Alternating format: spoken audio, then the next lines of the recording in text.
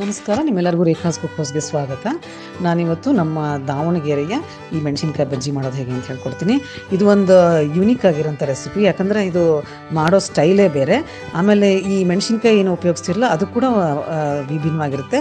ಇದು ದಾವಣಗೆರೆಯಲ್ಲಿ ಮಾತ್ರ ಸಿಗುವಂಥದ್ದು, ಹಾಗಂತ ನೀವೇನು ಮಾಡ್ಕೊಳ್ಬಾರ್ದು ಅಂತಲ್ಲ ಅರ್ಥ.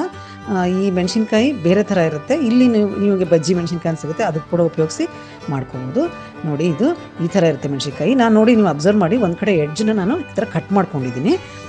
ಆಮೇಲೆ ಈ ಥರ ಸೆಂಟ್ರ್ನಲ್ಲಿ ಮಧ್ಯದಲ್ಲಿ ಒಂದು ಈ ಥರ ಕಟ್ ಮಾಡಿಕೊಂಡು, ಬೇಕಿದ್ರೆ ನೀವು ಅದು ಬೀಜನ ತಕ್ಕೋಬೋದು, ಬೇಡ ಅಂದರೆ ಹಾಗೆ ಬಿಡ್ಬೋದು, ಖಾರ ನಡೆಯುತ್ತೆ ನಮಗೆ ಅಂದರೆ. ನೋಡಿ, ಈಗ ಅದಕ್ಕೆ ಫಿಲ್ಲಿಂಗ್ ಮಾಡೋಕ್ಕೆ ನಾನು ಏನು ಮಾಡ್ತೀನಿ ಅಂದರೆ, ಒಂದು ಅರ್ಧ ಸ್ಪೂನಷ್ಟು ಸಾಲ್ಟ್ ಹಾಕ್ಕೊಂಡಿದ್ದೀನಿ. ಅದಕ್ಕೆ ನಾನು ಈಗ ರೋಸ್ಟ್ ಮಾಡ್ಕೊಂಡಿರ್ತೀವಲ್ಲ ಜೀರಿಗೆನ ಸ್ವಲ್ಪ ಹುರ್ಕೊಂಡು ಅದನ್ನು ಪುಡಿ ಮಾಡ್ಕೊಂಡು ಅದನ್ನು ಹಾಕ್ಕೊಂಡಿದ್ದೀನಿ. ಒಂದು ದೊಡ್ಡ ಸ್ಪೂನಷ್ಟು ಎರಡನ್ನೂ ಮಿಕ್ಸ್ ಮಾಡ್ಕೊಂಡಿದ್ದೀನಿ, ಉಪ್ಪು ಜೀರಿಗೆ. ಅದನ್ನು ಇದರೊಳಗೆ ತುಂಬುತ್ತಾ ಇದ್ದೀನಿ. ಈ ಥರ ನೋಡಿ, ಇದೊಂಥರ ಟೇಸ್ಟ್ ಚೆನ್ನಾಗಿ ಬರುತ್ತೆ. ಹೀಗೆ ನಾವೆಲ್ಲನೂ ಈ ಥರ ತುಂಬಿಕೊಂಡು ರೆಡಿ ಮಾಡ್ಕೋಬೇಕು. ನೀವೆಲ್ಲ ಅಬ್ಸರ್ವ್ ಮಾಡಿ, ಎಲ್ಲದರದ್ದು ಎಡ್ಜಸ್ನ ನಾನು ಕಟ್ ಮಾಡ್ಕೊಂಡಿದ್ದೀನಿ. ಇದೇ ಥರ ಮಾಡ್ತಾರೆ ಅಲ್ಲಿ ದಾವಣಗೆರೆಯಲ್ಲಿ, ಆ ಒಂದು ಸ್ಟೈಲಲ್ಲೇ ಈ ಬಜ್ಜೀಸ್ನ ಪ್ರಿಪೇರ್ ಮಾಡ್ತಾರೆ. ನೋಡಿ, ಈ ಥರ. ಇದಕ್ಕೆ ನಾನು ಒಂದು 1/4 kg ಮೆಣಸಿನ್ಕಾಯಿ ತೊಗೊಂಡಿರೋದ್ರಿಂದ ನಾನು 3 ಕಪ್ಪು ಬೇಸನ್ ತೊಗೋತಾ ಇದ್ದೀನಿ. ಇದು ಜಾಸ್ತಿ ಮಾಡ್ತಾ ಇರೋದ್ರಿಂದ ಜಾಸ್ತಿ ತೊಗೋತಿದ್ದೀನಿ.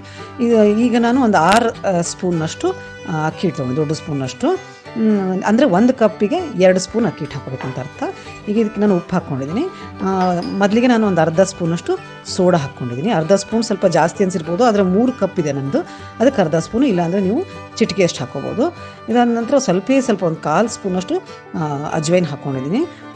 ಇದನ್ನು ಹಾಕೊಂಡ ನಂತರ ಸ್ವಲ್ಪ ಅರಿಶಿನ, ಅಂದರೆ ಭಾಳ ಹಾಕ್ಕೋಬಾರ್ದು, ಸ್ವಲ್ಪ ಲೈಟ್ ಯೆಲ್ಲೋ ಕಲರ್ ಸಲುವಾಗಿ ಒಂದು 1/4 ಸ್ಪೂನ್ ಹಾಕ್ಕೊಂಡಿದ್ದೀನಿ. ಚೆನ್ನಾಗಿ ಇದನ್ನು ಕೈಯಿಂದ ಎಲ್ಲನೂ ಮಿಕ್ಸ್ ಮಾಡ್ಕೊಳ್ಳಿ. ಈಗ ನಾವು ಸ್ವಲ್ಪನೇ ಈ ಥರ ನೀರು ಹಾಕ್ಕೊಂಡ್ಬಿಟ್ಟು ಇದನ್ನು ಕಲಿಸ್ಕೊಳ್ಳೋಣಂತೆ. ಇದನ್ನು ಭಾಳ ತೆಳ್ಳಗೆ ಕಲಿಸ್ಕೋಬಾರ್ದು, ನೀರಾಗಿ ಕಲಿಸ್ಬಾರ್ದು, ಸ್ವಲ್ಪ ಮೀಡಿಯಮ್ ಆಗಿರಬೇಕು.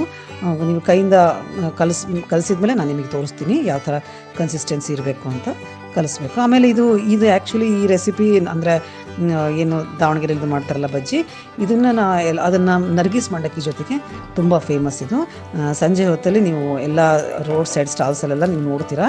ಇದು ನರ್ಗಿಸ್ ಮಂಡಕ್ಕಿ ಮೆಣಸಿನ್ಕಾಯಿ ಬಜ್ಜಿ ಅಂದರೆ ತುಂಬಾ ಹಿಟ್. ಇದು ನಮ್ಮೂರಿಂದ ಒಂದು ಒಳ್ಳೆ ಫೇಮಸ್ ಡಿಶ್ ಇದು. ನೋಡಿದ್ರಲ್ಲ, ಇದು ಈ ಥರ ಕನ್ಸಿಸ್ಟೆನ್ಸಿ ಇರಬೇಕು, ಭಾಳ ನೀರು ಅಲ್ಲ, ಭಾಳ ಗಟ್ಟಿನೂ ಅಲ್ಲ. ನೋಡಿ, ಈ ಥರ ಮಾಡ್ಕೋಬೇಕು. ನಾನು ಎಲ್ಲಿ ತುಂಬಿದ್ದೀನಲ್ಲ ಆ ತುಂಬಿದ್ದನ್ನು ಈ ಥರ ಉಲ್ಟಾ ಮಾಡ್ತಾಯಿದ್ದೀನಿ. ಆಮೇಲೆ ಇದನ್ನು ಹಿಡ್ಕೊಳ್ಳೋ ರೀತಿ ಈ ಥರ ಇರುತ್ತೆ. ಈ ಥರ ಪ್ರೆಸ್ ಮಾಡಬೇಕು. ಈ ಥರ ಪ್ರೆಸ್ ಮಾಡಿದಾಗ ನಿಮ್ಮ ಕೈಯಲ್ಲಿ ಏನಿರುತ್ತಲ್ಲ, ನಿಮ್ಮ ಕೈಯಿನ ಪೋರ್ಷನಲ್ಲಿ ಹತ್ತಿರಲ್ಲ, ಮೆಣಸಿನ್ಕಾಯಿ ಓಪನ್ ಆಗಿರುತ್ತೆ. ನೋಡಿ, ಈ ಥರ ಮೆಣಸಿನ್ಕಾಯಿ ಓಪನ್ ಆಗಿ ಕಾಣಿಸ್ಬೇಕು.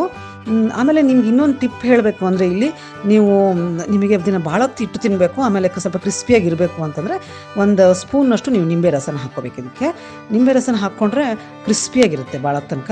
ಒಂದೇ 1 ಸ್ಪೂನ್, ಭಾಳಷ್ಟು ಹಾಕ್ಕೋಬಾರ್ದು, ಆಮೇಲೆ ಟೇಸ್ಟ್ ಏನೂ ಚೇಂಜ್ ಆಗೋಲ್ಲ. ನೋಡಿ, ಈ ಥರ ಹಾಕ್ಕೋಬೇಕು.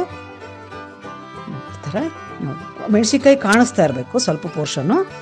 ಈ ಥರ ಹಾಕ್ಕೊಳ್ಳಿ. ನೋಡಿ, ಗೋಲ್ಡನ್ ಆಗಿ ಕ್ರಿಸ್ಪಿಯಾಗಿ ಆಗೋ ತನಕನೂ ಚೆನ್ನಾಗಿ ಇದನ್ನು ಫ್ರೈ ಮಾಡ್ಕೋಬೇಕು.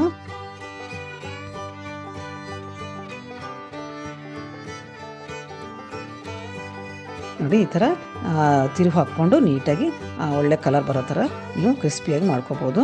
ಇದನ್ನು ನೀವು ಚೆನ್ನಾಗಿ, ಅದೇ ನಾನು ಹೇಳಿದ್ನಲ್ಲ, ನಿಂಬೆಹಣ್ಣಿನ ರಸ ಕೂಡ ಒಂದು ಸ್ವಲ್ಪ ಬೇಕಿದ್ರೆ ಹಾಕ್ಕೋಬೋದು. ನಾನು ಇದ್ರೊಳಗೆ ಹಾಕಿಲ್ಲ. ಸ್ವಲ್ಪ ಹೊತ್ತು ಬಿಟ್ಟು ತಿಂತೀವಿ ನಾವು, ಸ್ವಲ್ಪ ಬಹಳ ತನಕ ಕ್ರಿಸ್ಪಿಯಾಗಿರಬೇಕು ಅಂದರೆ ಆ ಥರ ನೀವು ಮಾಡ್ಬೋದು. ನೋಡಿ, ಚೆನ್ನಾಗಿ 2 ಕಡೆ ಚೆನ್ನಾಗಿ ಬೇಯಬೇಕು. ಆಮೇಲೆ ಇದು ಮೆಣಸಿನ್ಕಾಯಿ ಸ್ವಲ್ಪ ತೆಳ್ಳಗಿರುತ್ತೆ, ಇದು ಕ್ವಾಲಿಟಿ ಬೇರೆ ಇರುತ್ತೆ. ಇದು ಏನಾಗುತ್ತೆ ಅಂದರೆ, ಜಾಸ್ತಿ ಕೆಲವೊಂದು ಮಾತ್ರ ಖಾರ ಇರುತ್ತೆ, ಕೆಲವೊಂದು ಅಷ್ಟೊಂದು ಖಾರ ಇರೋಲ್ಲ. ಅದಕ್ಕೆ ಯೂಶ್ವಲಿ ನಾನು ಅದ್ರದ್ದು ಬೀಜನ ತೆಗಿಯೋದಿಲ್ಲ. ನಿಮಗೇನಾದರೂ ಹಾಗೆ ಖಾರ ತಿನ್ನೋದಿಲ್ಲ ಅಂದರೆ ನೀವು ತಕ್ಕೊಂಡು ಮಾಡ್ಕೊಳ್ಳಿ. ಅದು ನೋಡಿ, ತುಂಬ ಟೇಸ್ಟಿಯಾಗಿರುತ್ತೆ. ನಾವು ಏನು ಜೀರಿಗೆ ಪುಡಿ ತುಂಬಿರ್ತೀವಲ್ಲ, ಅದು ಆ ಕಡೆ ಭಾಗಕ್ಕೆ ಹೋಗಿರುತ್ತೆ.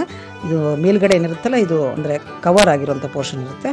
ಅದರಿಂದ ಜೀರಿಗೆ ಪುಡಿ ಏನು ಅದು ಇದರೊಳಗೆ ಎಣ್ಣೆ ಒಳಗೆ ಏನೂ ಹೋಗಲ್ಲ. ನೋಡಿ, ಈ ಥರ ಮಾಡ್ಕೊಳ್ಳಿ. ನೋಡಿ, ಎಷ್ಟು ಚೆನ್ನಾಗಿ ಬಜ್ಜಿಗಳು ರೆಡಿಯಾಗಿದೆ ಅಲ್ವಾ. ನೋಡಿದರೆ ತುಂಬ ಕ್ರಿಸ್ಪಿಯಾಗಿದೆ, ತುಂಬ ಟೇಸ್ಟಿಯಾಗಿರುತ್ತೆ. ಆ ಮೆಣಸಿನ್ಕಾಯಿ ಕೂಡ ಒಂದು ಒಳ್ಳೆ ಫ್ಲೇವರ್ ಇರುತ್ತೆ. ಅದರಿಂದ ಇದನ್ನು ಮಾಡ್ಕೊಂಡು ತಿಂದು ನೋಡಿ, ಆಮೇಲೆ ಹೇಗಿದೆ ಅಂತ ಹೇಳಿ. ನನ್ನ ಚಾನಲ್ನ ನೋಡಿ ಸಬ್ಸ್ಕ್ರೈಬ್ ಮಾಡ್ಕೊಳ್ಳಿ. ತುಂಬ ಧನ್ಯವಾದಗಳು. Thank you very much.